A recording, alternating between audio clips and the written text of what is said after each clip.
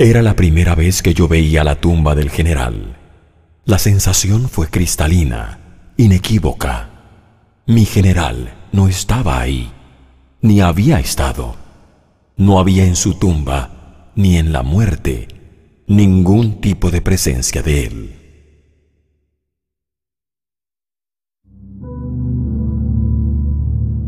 Les voy a contar algunas cosas porque sabe que uno se le olvida algunas cosas, ¿no?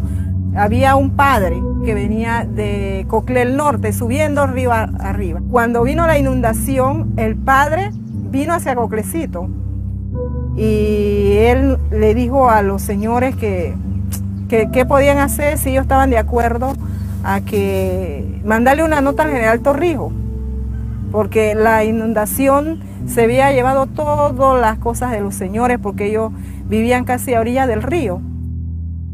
Y ahí fue donde por primera vez el general Torrijos vino a Coclecito, un 8 de agosto del 70. La vida de nosotros, si Dios no hubiera dado esa oportunidad, había sido muy triste, porque faltaba lo que era de salud, había mucha desnutrición, falta de vivienda, o sea, todo, porque era una montaña marginada totalmente. Él venía de Panamá y él nos informaba, él buscaba el método para informarnos que él venía. Nosotros nos íbamos caminando, muy alegre venía el viejo, ¿verdad? De ahí llegábamos al río y pues, todos nos vamos a tirar al río, y así era. Por eso que a veces yo digo que no hay palabras para decir lo que en la realidad el viejo significó para nosotros y mucho más para mí.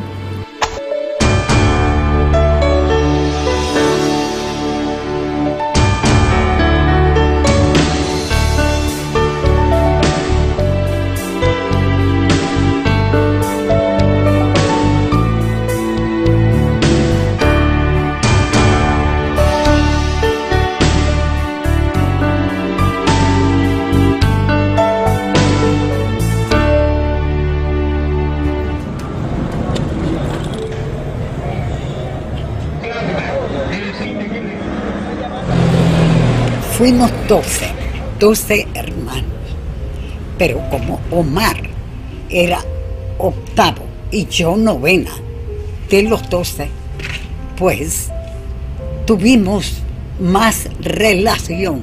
Mi papá era bolivariano. Nosotros sabíamos mucho de historia política, porque mi papá era un contador de historia. Éramos hijos de dos maestros, que Omar siempre le decía que nuestro hogar era docente y decente. El estímulo que nos daban nuestros padres para la cultura y el estudio y la religión. La vida que llevábamos, el contacto con los campesinos, el contacto con la gente muy humilde y pobre, los indígenas, las muchas necesidades que había. Creo que eso fue forjando en Omar un sentimiento de apoyo, de ayuda hacia esos sectores. Siendo alumno de la normal, escribió artículos que repartían papeles en contra de esos dueños de las azucareras, y una vez había un mitin en la normal con esos temas del trato a los obreros, y en la parte del frente hay una estatua del indio Urraca. Cuando yo voy entrando por el jardín, veo a Omar trepado y discursiando al pie de este indio berraco. Miren, yo salí despavorida porque yo sabía que los policías iban a venir a agarrarlo. ¿Qué edad tendría él? 13 o 14. Mi papá está preocupado. Caramba, no van a dejar terminar a Omar su escuela por estar metido en estas cosas. Y habló con Monchi, y Monchi se entera de que hay un ofrecimiento de beca para estudios militares en El Salvador. y allí enseguida pusieron a concursar a Omar. En 1951, Omar Torrijos regresa a Panamá graduado de bachiller en Ciencias y Letras y con el título académico de oficial de infantería.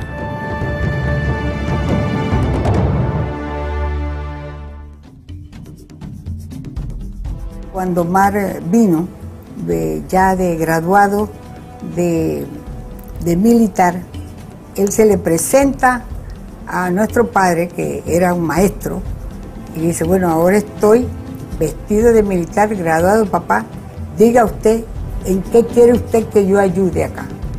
Dice mi papá, Omar, yo quiero que hagas tú lo que yo no pude hacer.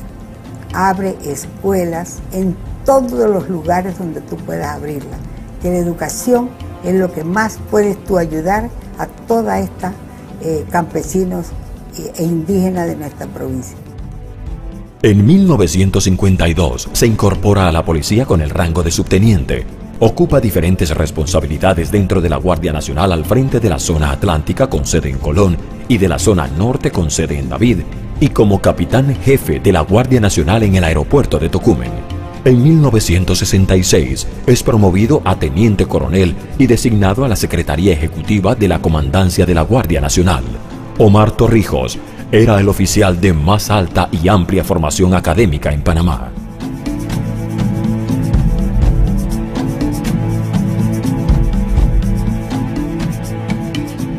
El 11 de octubre de 1968, tras unos torneos electorales que dividieron al país y que dejaron al descubierto el descrédito de la casta política nacional, un golpe de Estado encabezado por mandos medios de la Guardia Nacional derroca al presidente Dr. Arnulfo Arias, elegido 11 días antes. Al frente se encuentran el mayor Boris Martínez y el teniente coronel Omar Torrijos.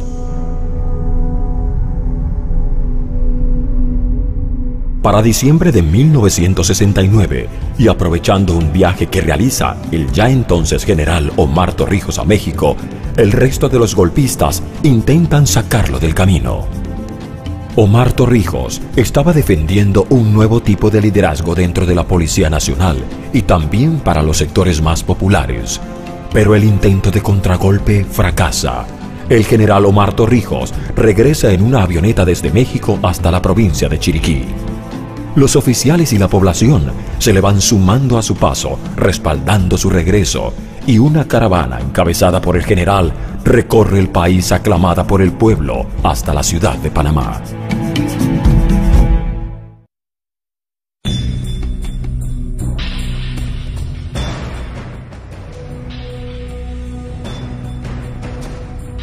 Yo trabajaba en un banco privado y un día se me acercó un amigo que era un amigo mío que era ministro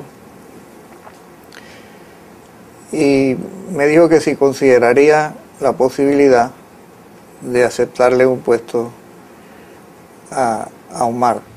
Él me invita, me llama y me invita a participar en el gobierno y yo acepto ser director general de Planificación y Administración en la Presidencia.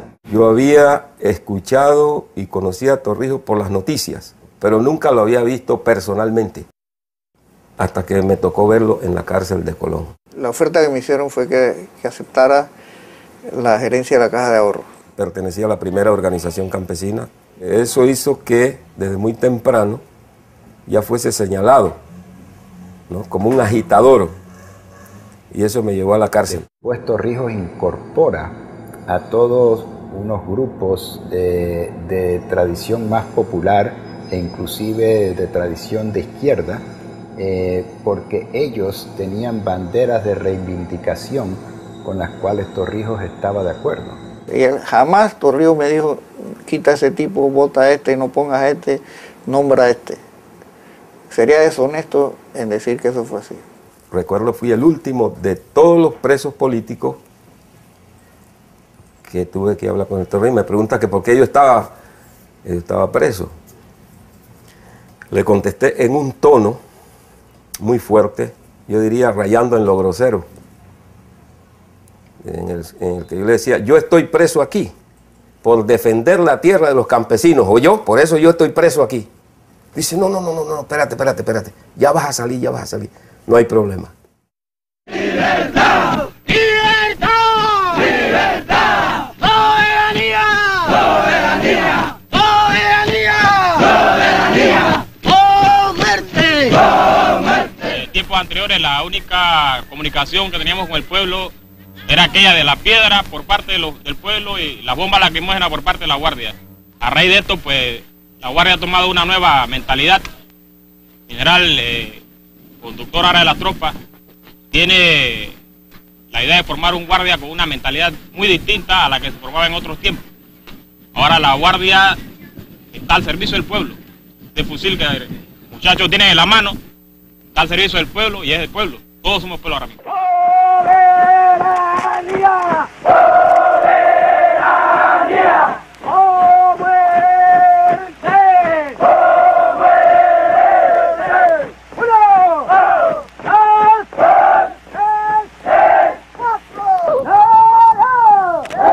¡Cuatro! ¡Cuatro! ¡Tres! Se encontraba en Panamá. Torrijos cambia la cara del gobierno en este país.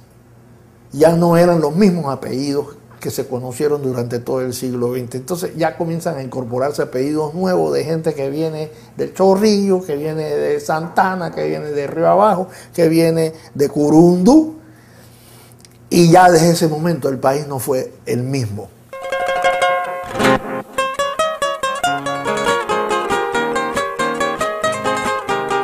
Como recorría el país y hablaba con todo el mundo, resulta que se dio cuenta que en cada pequeña comunidad había un dirigente natural, pero que ese dirigente natural podía perderse si no se institucionalizaba. Entonces propone un sistema llamado de representantes de corregimiento, un sistema para que cada uno de esos líderes naturales tuviera una representación incluso elevada a nivel de la Constitución de la República. Ese sistema todavía permanece, porque es un sistema de vocería comunitaria, que Torrijos fue el que lo inventó, igual que inventó la necesidad de hacer los presupuestos de abajo hacia arriba, con consulta permanente con la gente en las comunidades. Él se sentía realizado hablando con el pueblo, conversando con el pueblo, tratando con los campesinos de Panamá, abriendo puertas para que entraran al desarrollo. En el fondo era un hombre muy humano, tenía buen sentido político, muy sagaz y también la profunda conciencia social. Es necesario aclarar el rumbo de este proceso y a darlo todo por eso, así desprendidamente, para alcanzar dignamente las ventajas del progreso.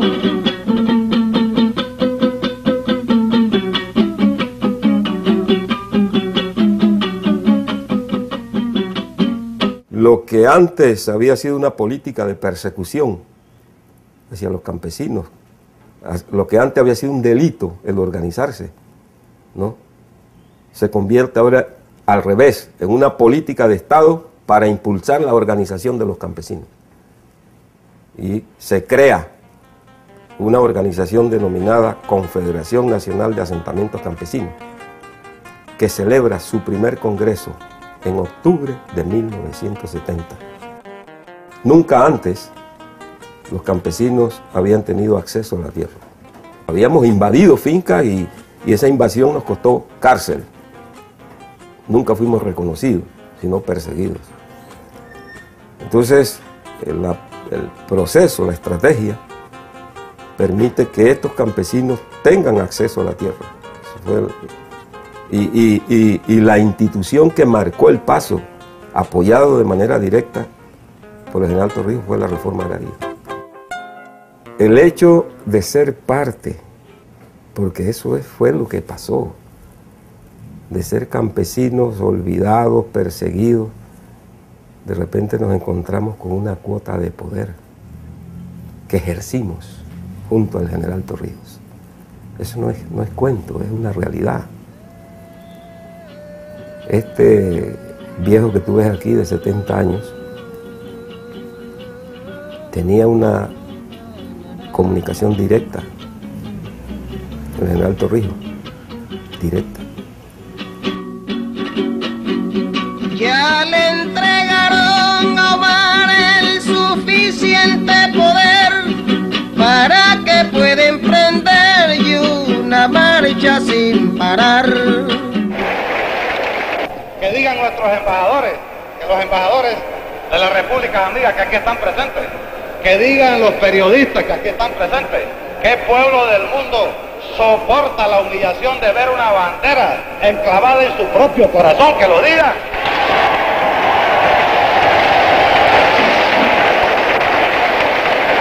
Yo sé, pueblo panameño, que estamos llegando a nuestro límite de paciencia. Lo sé que estamos llegando a nuestro límite de paciencia. Que nos digan aquí los corresponsales extranjeros, ¿qué pueblo de América o qué pueblo del mundo soporta que contiguo a su territorio existe un gobernador? ¿A nombre de qué? ¿Gobernador de qué?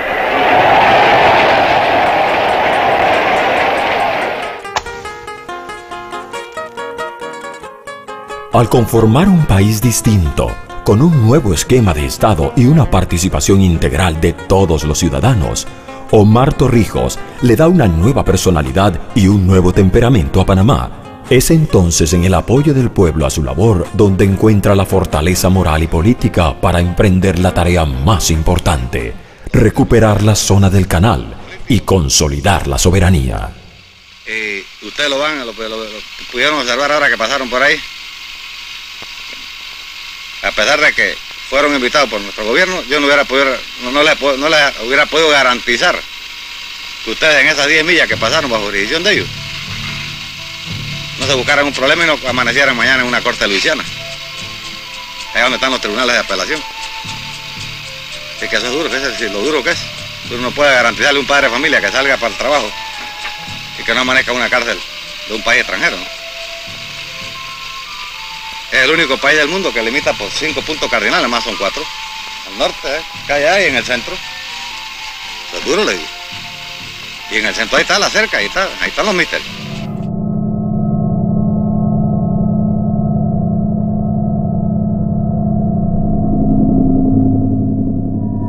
Hacíamos documentales que indujeran a la población a aceptar la propuesta de liberación nacional, que siempre el protagonista era Omar Torrijos, aunque alguna gente nos criticara eso, pero nosotros considerábamos que era prudente porque él representaba, era el símbolo de esa lucha. Chuchu Martínez, que trabajaba con nosotros, le decía al general Torrijos, en relación con nuestra película El León de la Metro, porque en todas estaba. Oye, bien con el León de la Metro.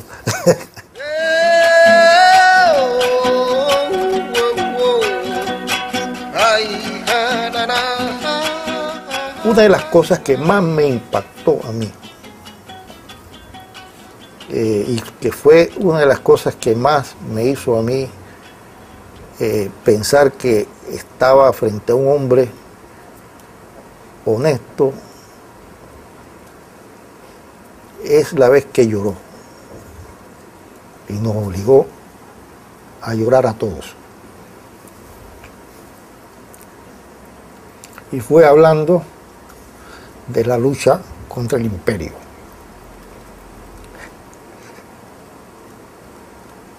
De repente les contó una anécdota de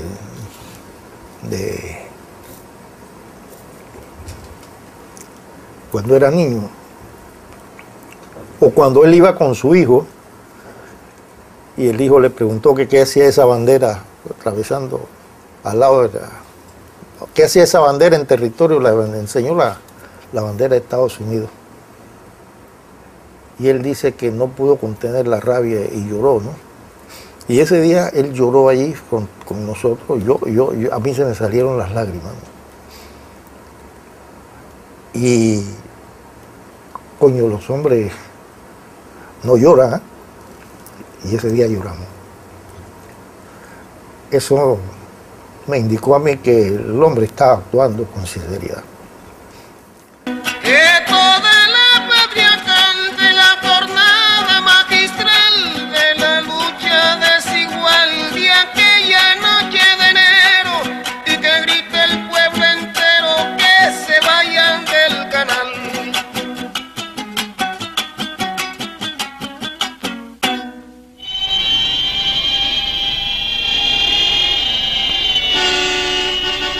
Hoy, 15 de marzo de 1973, el Consejo de Seguridad de las Naciones Unidas se reunirá por primera vez en un país latinoamericano. Que invite al recinto al jefe de gobierno de Panamá, general Omar Torrijos, quien hará uso de la palabra a nombre del gobierno nacional. Nuestros cementerios de lucha rebelde están llenas de panameños convertidos en una cruz porque pelearon por el derecho a que la patria decidiera por sí misma su propia norma de conducta, sin injerencias extrañas. Las 13 manos de la dignidad mundial.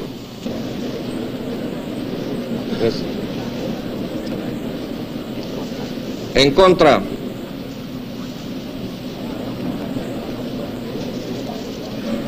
abstenciones. Estados Unidos vetó el proyecto de resolución en apoyo a la causa panameña, pero el mundo entero vetó a los Estados Unidos. Muchas gracias.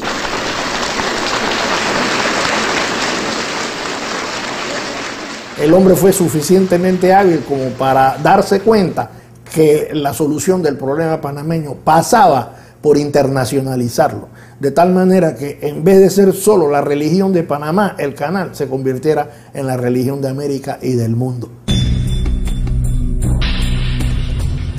Torrijos habló con gente de derecha, con gente de centro, con gente de izquierda, habló hasta con el Papa. Al Papa lo convenció de que había que apoyar a Panamá.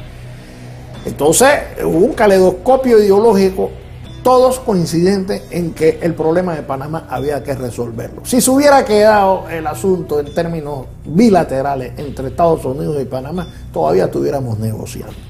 Torrijos creía que el tema del canal era un asunto demasiado serio para dejarlo en manos de un ministro de Relaciones Exteriores, incluso para dejarlo en manos de él. Entonces por eso a él le interesaba mucho integrar un equipo. De ese equipo pertenecían gente de distintos sectores. ¿Quién nombra de jefe del coordinador del equipo negociador? A Rómulo Tovar Betancourt. Pero Rómulo Tovar Betancourt no deja la rectoría de la Universidad de Panamá. Aristide Royo era miembro del equipo negociador, siguió siendo ministro de Educación. Yo era ministro de Trabajo y seguí siendo ministro de Trabajo. Y una de las virtudes de Torrijos era saber orquestar a un grupo que lo apoyaba. Él sabía dónde estaban las fortalezas de cada cual y las sabía incorporar al proceso negociador para lograr los resultados. Cuando fracasen todas las esperanzas de sacar ese enclave colonial de ahí, Omar Torrijos vendrá a esta misma plaza y le dice: señores, fracasamos, vamos hacia adelante, porque Omar Torrijos no es héroe con sangre ajena. Omar Torrijos los va a acompañar a ustedes, y los 6.000 fusiles de la Guardia está para defender la integridad, la dignidad de este pueblo, señores.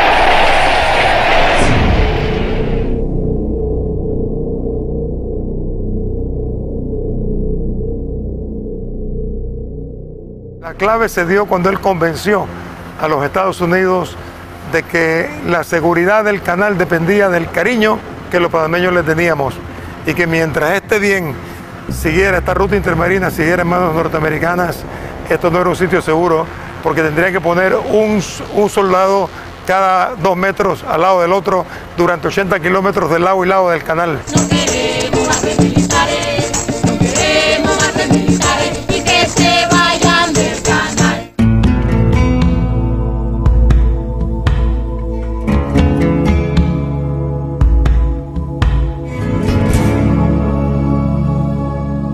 Si te soy honesto, no. Dentro de mí, ¿no? Yo decía, no, no te van a dar, no te lo van a devolver el canal, nosotros conversábamos. ¿No? Porque ningún poder devuelve por las buenas. Cuando estábamos en el movimiento estudiantil en la secundaria y salíamos a las calles, y a pesar de que protestábamos con toda sinceridad, ninguno de nosotros podía concebir que en el final del siglo pasado nosotros hubiésemos sacado a los gringos aquí. Nosotros creíamos que íbamos a tener a los gringos para la eternidad aquí.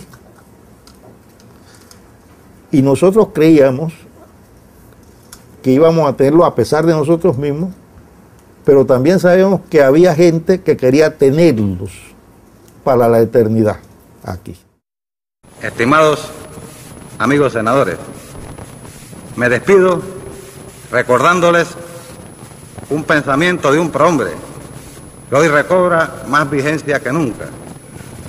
Abraham Lincoln dijo, abro cita, un estadista es aquel que piensa en las futuras generaciones y un político es aquel que piensa en las próximas elecciones. Muchas gracias.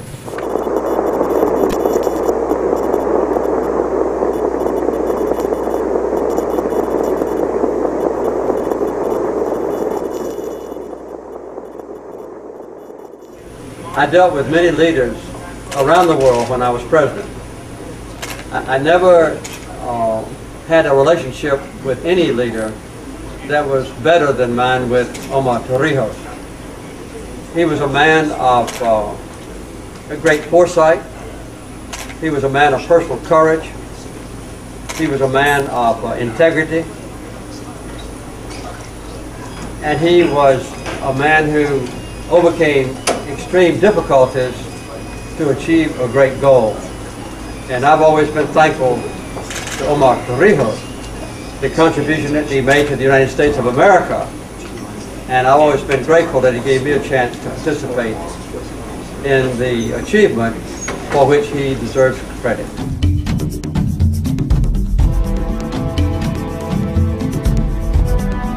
Era un ambiente, en efecto, de mucha emoción, y en el rostro del general Torrijos se demostraba que él era consciente de que estaba asistiendo a un momento histórico, y que no solamente asistiendo a un momento histórico, sino que estaba haciendo la historia. Y le voy a decir que yo creo que más emotivo fue cuando al día siguiente, que hubo una concentración en la Plaza 5 de Mayo, yo vi el rostro del general Torrijos mucho más cargado de emoción en ese momento, cuando vio a gran cantidad del pueblo panameño reunido en la 5 de Mayo, y desde el avión se veía la plaza llena esperándolo, y el avión dio varias vueltas. En ese momento yo le vi que él le resultaba muy difícil contener el desbordamiento de las emociones, quizás un poco más que en la propia firma del Tratado del Canal. Siempre de pie y nunca de rodillas, ese es el grito de nuestra libertad. Hay que defender la soberanía, porque es nuestro el canal de Panamá. Panamá está soberana en la zona del canal. Soberanía reclama, eso es lo justo. Hay muchos problemas internos que resolver, pero hoy no podemos hablar porque hay visitas.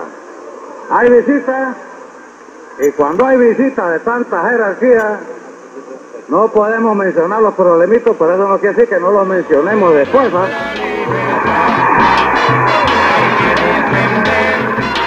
La soberanía, porque es nuestro el canal de Panamá. De eso que a él impactaba, le gustaba cuando estaba llena la plaza de gente, pues él se engrandecía cuando podía conversarle y transmitirles esa gran satisfacción de haber firmado los tratados. Pero además ya después dice, bueno, ya hemos resuelto este problema, ahora nos tenemos que dedicar a la patria doméstica. Yo me acuerdo que él siempre decía, tenemos que dedicarnos a la patria doméstica.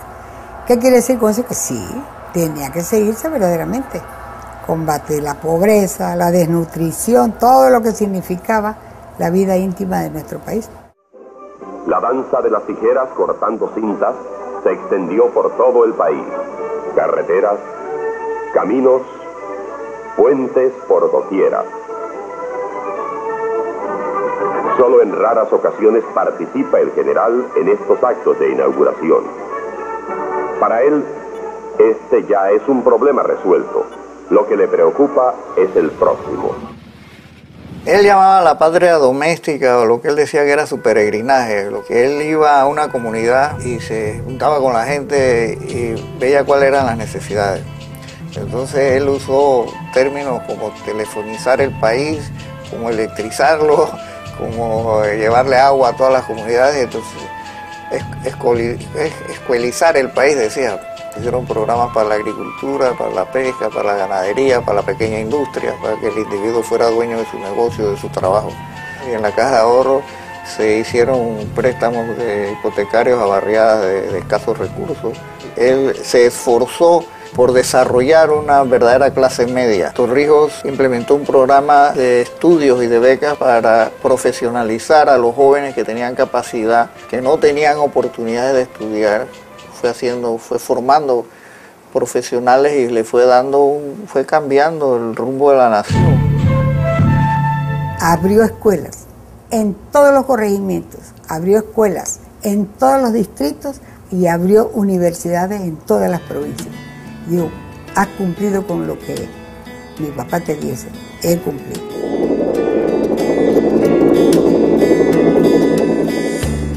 Durante el gobierno de Omar Torrijos se desarrollan programas de educación y salud por todo el país. Se garantizan para el Estado los servicios públicos de agua, luz, teléfono y se desarrollan políticas para masificar el deporte, la cultura y estrategias inclusivas para los sectores hasta ahora más retraídos de la sociedad. Se establece desde Coclecito un proyecto de desarrollo para toda la costa atlántica. Se incentiva la producción nacional, industrial y agraria, creando hidroeléctricas, ingenios azucareros. Se desarrolla el comercio, el sector marino y portuario, y se abre el país a la inversión bancaria con la creación en 1970 del Centro Bancario Internacional. Un día me llama a mi casa, como a las 5 de la mañana.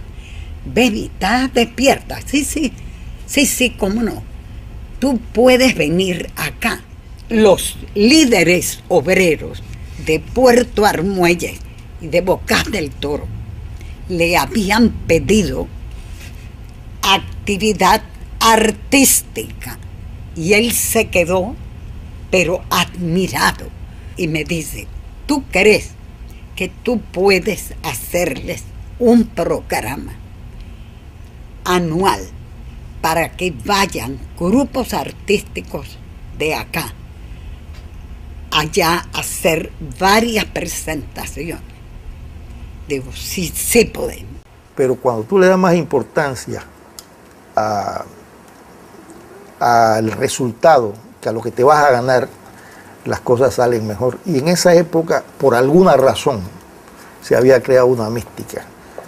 Es decir, la gente tenía sueños, la gente tenía esperanzas, la gente tenía proyectos, es decir, la capacidad de soñar.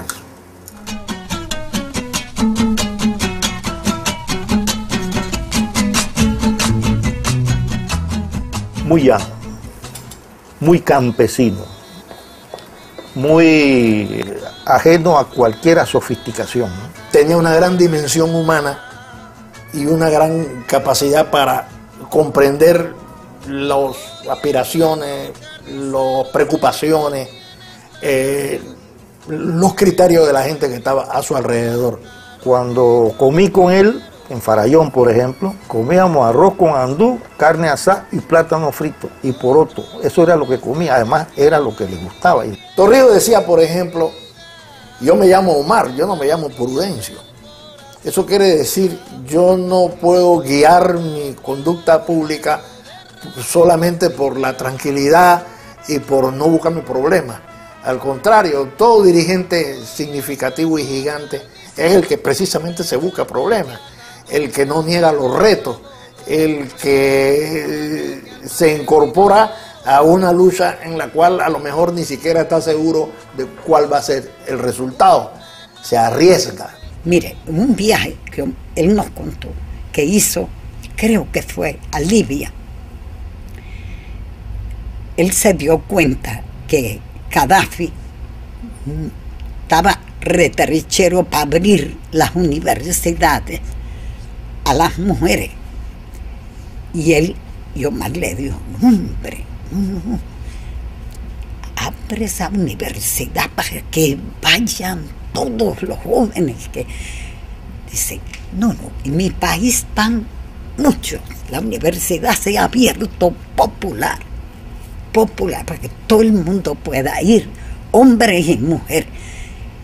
Y él le dijo, Loto le dijo, pero si tú educas a todos, si tú los empujas a educación, te van a tumbar.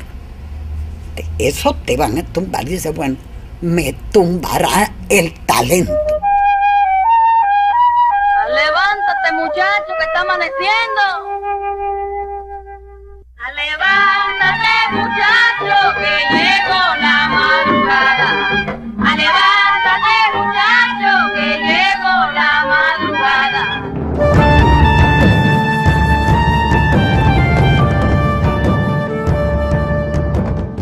Él en una ocasión convocó al doctor Aristides Roe y a mí y nos dijo que él nos iba a proponer ante los 505 para que dirigiéramos el país, solo con la condición de que se abriera el país a la democracia, a la inscripción, se permitiera la inscripción de los partidos políticos y la participación general y global de la sociedad en la política. Algunos le decían, bueno, ¿qué pasa si gana Arnulfo Faria? Bueno, si gana Arnulfo Faria ganó, pues hay que reconocer el triunfo, eso, la democracia es así. Pero él no se veía protagonizando eso ni siendo candidato. Él decía, ya yo cumplí, ahora encárguense ustedes. Yo creo que había encontrado un papel distinto que jugar en esta sociedad, pero también él tenía conciencia de que podía influir en el resto del continente. Las palabras de él fueron las siguientes, lo menos lo que me dijo a mí. Los militares hemos cumplido una etapa en la vida de este país y ahora tenemos que retirarnos, que replegarnos. Recuerdo que le dije a él que me parecía que iba a ser algo bien difícil, porque posiblemente sus compañeros de armas no todos iban a estar de acuerdo con eso. Y él me dijo que sí, que era difícil, pero que él creía que él todavía tenía la autoridad moral para lograrlo. Él se sentía satisfecho. Lo único que decía, dejen al viejo tranquilo, déjenme vivir tranquilo, me voy fuera del país o me quedo en el país, me voy para Coclecito con mis libros y mi gente allá y a lo mejor algún proyecto de desarrollo en esa área de Coclecito y punto, no quiero más nada. Así era como se veía, desvinculado del quehacer político nacional. La quinta frontera ha desaparecido. A partir de este momento y flameando orgullosa nuestra bandera en la cima del Cerro Ancón, la República de Panamá ejerce jurisdicción sobre todo su territorio. Ya el panameño no continuará siendo juzgado por leyes extranjeras en su propia tierra. Ya no existe un Estado dentro de otro Estado.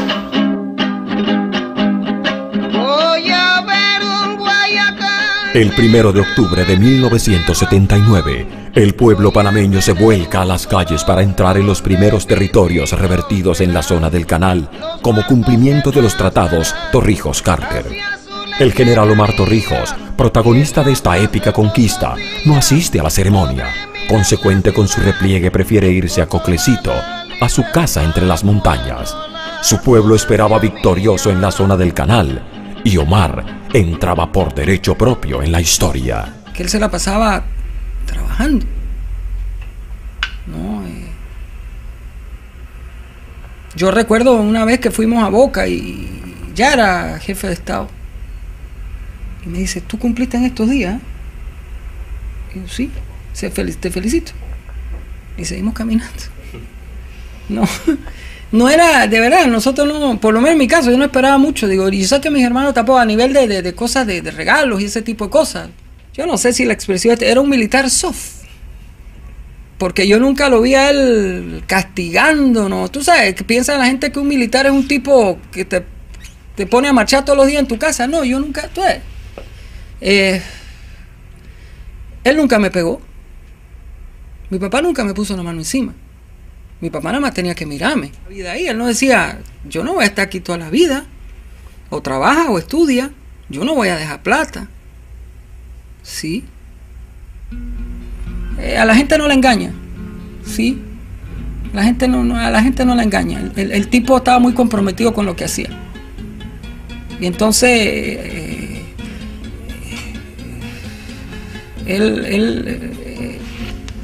no sé, la gente se volcaba. La gente lo quería. Aparte, pues, tú sabes que había esa pelea como David y Goliat, que le va a quitar el canal a los gringos. Entonces mucha gente se identificaba con él, ¿tú entiendes? Mucha gente se identificaba con lo que él estaba haciendo, ¿no? No era muy justo lo que estaba pasando aquí en Panamá. Yo la última vez que vi a mi papá vivo fue para el Día del Padre del 81. Y recuerdo estar muy contento. Comimos ahí en calle 50, una casa que después con la invasión la destruyeron. Y ahí estábamos muy contentos y todo eso. Y bueno, ya, desgraciadamente ya después que pude ver, vi fue una bolsa negra con sus restos. Todo se quedó como impedido, como no sabíamos qué hacer. Se acabó todo. Yo vi mucha gente mal, fue muy duro y sigue siendo muy duro. Perdimos al líder y no era cualquier líder. Nunca pensó lo que él valía y se murió sin saberlo. Darnos a nosotros la posibilidad de ser una nación, ¿no? Ese es otro de sus mayores logros, ¿no?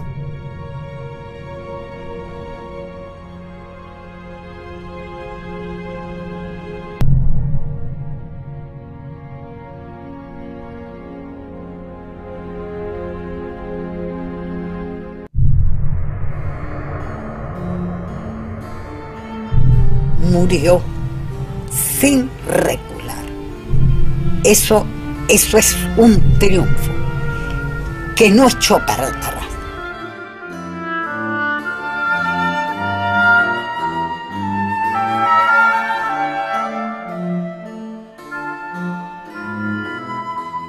La memoria de Torrijos todavía permanece. Todavía hay grandes corrientes nacionales que se orientan y se inspiran en el pensamiento y en las realizaciones de Omar Torrijos. Búsquese la historia de Panamá. Ha habido grandes líderes, pero todos han sido líderes nacionales internos. Torrijos es el único que fue más allá de nuestras propias paredes. Vino un periodista mexicano a hacerle una entrevista a mi papá y le preguntó: señor Torrijos, ¿qué quiere usted para su hijo ahora que ha cogido el poder? ¿Sabe qué contestó? Que muera pobre. No acumuló fortuna. Tal vez la fortuna más grande que el Torrijos acumuló aquí fue el reconocimiento de su labor como dirigente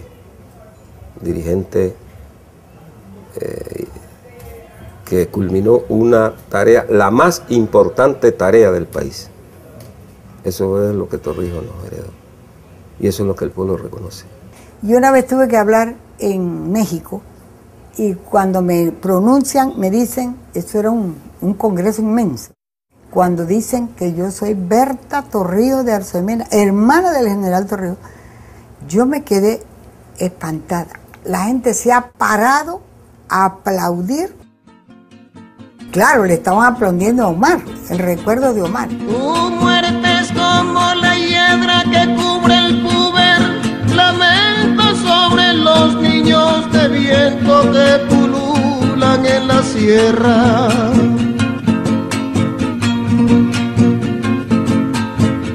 Para tus niños de piedra y es la patria que soñaste de cuando la cabalgaste, hombre de tierra y semilla, de pie nunca de rodilla, lema de nuestro estandarte.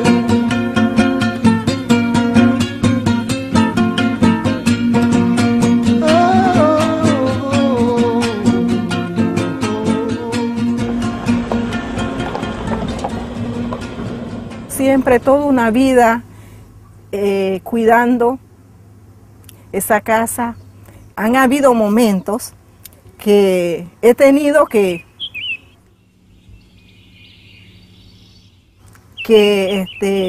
luchar casi sola, pero bueno, gracias a Dios, el espíritu del viejo, ¿verdad?, me da la fuerza.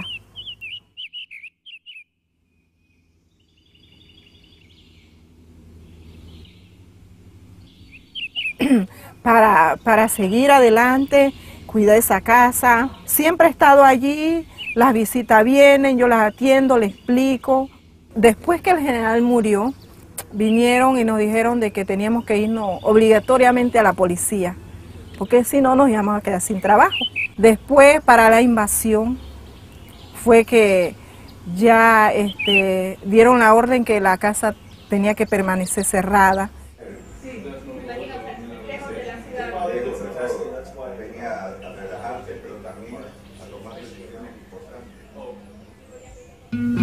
Bueno, así, con esa lucha incansable de tener y mantener la casa abierta, limpia, porque yo sé lo que significó el general Torrijos para mí, y quizás es por eso que yo lo hago.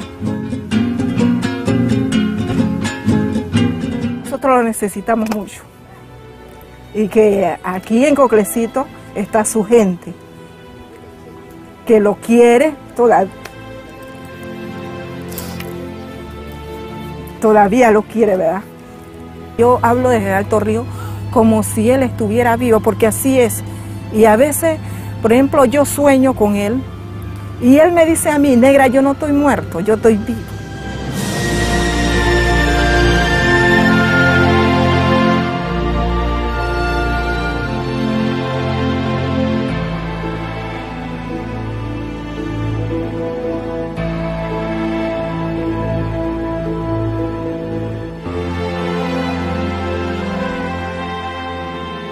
El 31 de julio de 1981, el avión del general se estrelló contra el Cerro Marta cuando viajaba hacia Coclecito.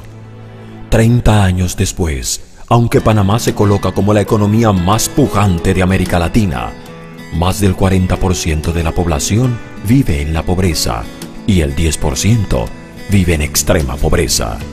Inseguridad, educación deficiente, salud que ya no es igual para todos, injusticia social. Quienes sueñan con un mejor Panamá, aún nos preguntamos: ¿dónde está el general? ¿Dónde quedó la línea del general? Y seguimos buscando al general. ¡Mi general! ¡Mi general! ¡Tú no has muerto!